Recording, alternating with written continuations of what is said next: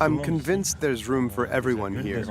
Adults, children, families. My parents think that their decision to leave Iraq was a mistake, but I told them it wasn't. Moving to France spared us from the suffering that our cousins endured here in the 90s. When you leave a country in crisis, if you ever get the chance to come back because the situation has somewhat improved, then why not return home? Dylan is a Christian Iraqi. A year after the Gulf War, he fled with his family to Nantes, western France. 25 years later, he decided to drop his job at a Parisian law firm to move back to Ankara. I wanted to reconnect with my loved ones, but I also aspired to something bigger for my community, for my country. I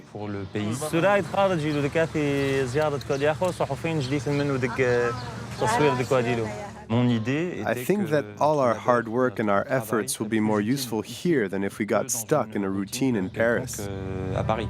Dylan now works for a radio station that appeals to all Iraqi communities. It was founded by the, quote, returnees, members of the diaspora who, like him, have decided to resettle in Kurdistan. Happy to have you. We have so many things to celebrate. There is something happening with these people coming back to their roots. It's a funny coincidence. The 4 hosts working for the morning show, including myself, have lived abroad. And we've all come back. All right, everyone, let's listen to some music. We're going to be back. Don't go anywhere. Hundreds of people have returned home. They all have different backgrounds. Some couldn't adapt in a new country. Others came back out of conviction. It'll take time for our movement to grow, but it's possible. We've always managed to bring people together. It's important, not just for our community, but for our region, for our country. De la fumée s'échappe encore au-dessus de la vieille ville de Mossoul, quasi entièrement détruite.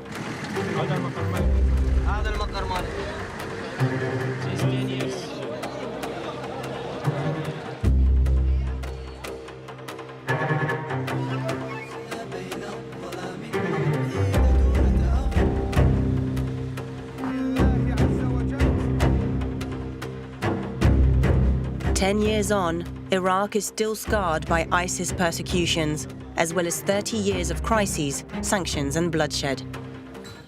Despite the diaspora's efforts to help, many Iraqi Christians feel they have no future in the country they once cherished.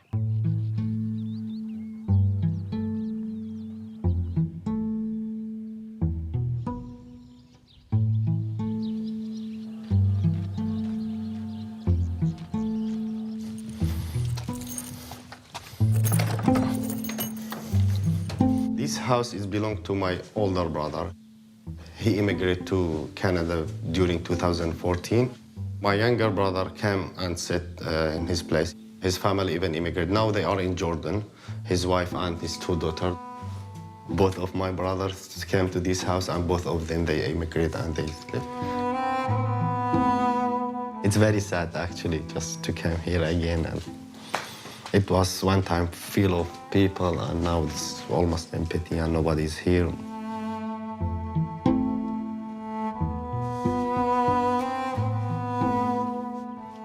According to Nabil, the number of people fleeing his village is rising.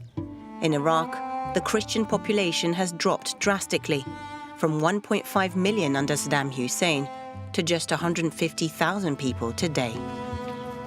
In the beginning, we were like 150 house, about 700 individual. But unfortunately, during ISIS time, people start immigration to Europe, to other countries. And now we are about 100 family. 1 week ago, his son and his wife immigrated to Jordan.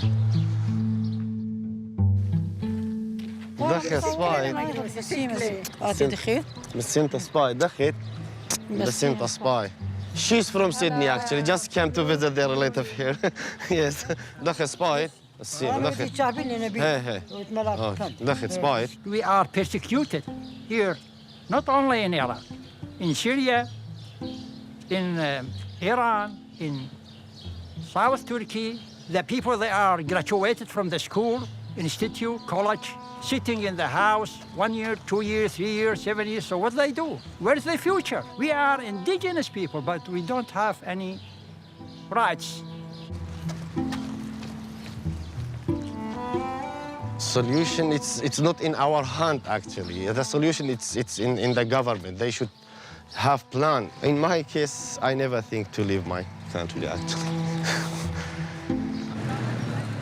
In the troubled Middle East, Erbil remains relatively peaceful. The capital of Iraqi Kurdistan in northern Iraq is protected by the US military and lives off oil revenues.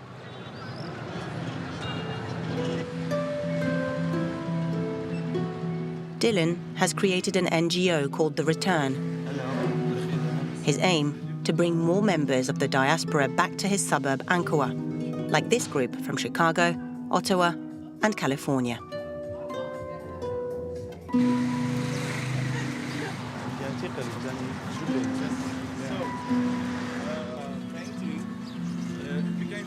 Big belly. Stop eating so much. This was the first time I saw something out in public representing us, and it made me feel so special. But in truth, your heritage is alive in every corner of Ankara. We coexist with the people around. The signs use all the language because we need to talk to everyone. And that's it. That's the reality of this country, of this place. We cannot erase one or another community. We just need to go along. Ankara bhawech rab sharire. When bahrat hade dunya shmale. But that's good. You're fluent in Surat. In my case, I mean, the only connection I had to being Assyrian was the language we spoke at home. But we were living in, at least maybe in Nantes, there were other Assyrians. Where I was living in Canada, maybe there were 2 other families. We didn't really have a community.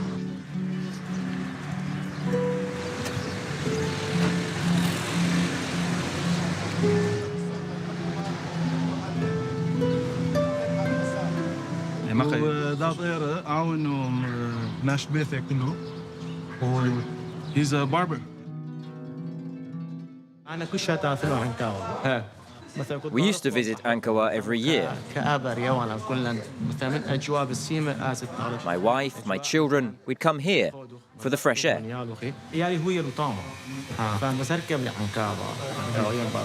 Does your family like it here? Life's good here. Everything's at hand. It's warm, whereas over there, it was mostly cold and dark. Sounds like you didn't like Sweden. How can I put this? You can't build your life over there. If you want to settle here, I can help you.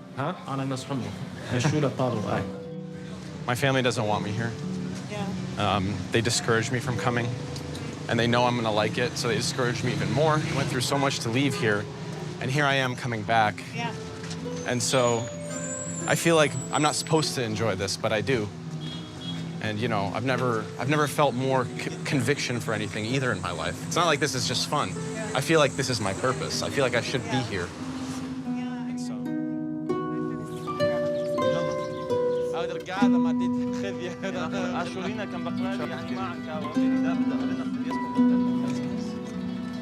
So that's all the families of Ankara. Wow. Azamat, it's me. Azamat. Yeah, that's... It's not Azamat, it's Azamat. I grew up not here, but around here. So it feels like I've missed out on something, but just having the privilege of being able to come here now and visit now is just a little bit overwhelming sometimes. If I could find work here, I would definitely consider coming back. The more we're here, the easier it is to fight for our rights, increase our presence in the region. I have had a great life. I've had all the opportunity in the world, and now it's time for me to use that opportunity to help other Assyrian people.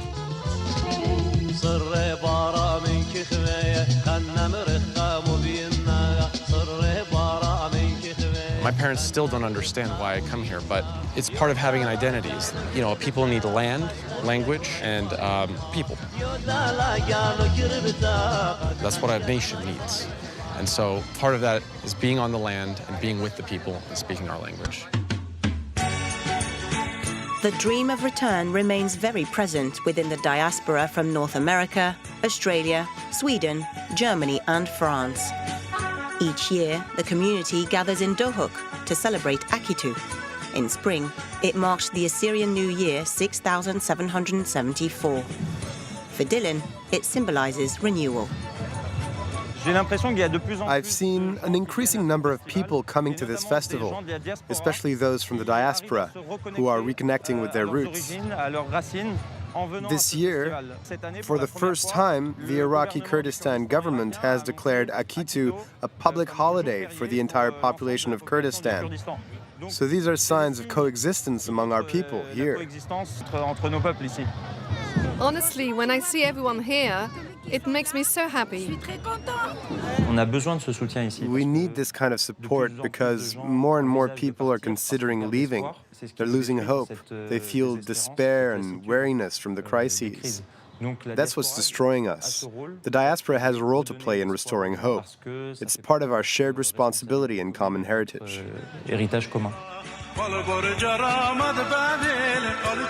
Assyro-Chaldeans speak a modern version of Aramaic, a local dialect. They are descendants of the Assyrian civilization that once lived across Mesopotamia. Iraqi Kurdistan isn't an independent state, yet it's become a refuge for this Christian community, holding on to an ounce of hope.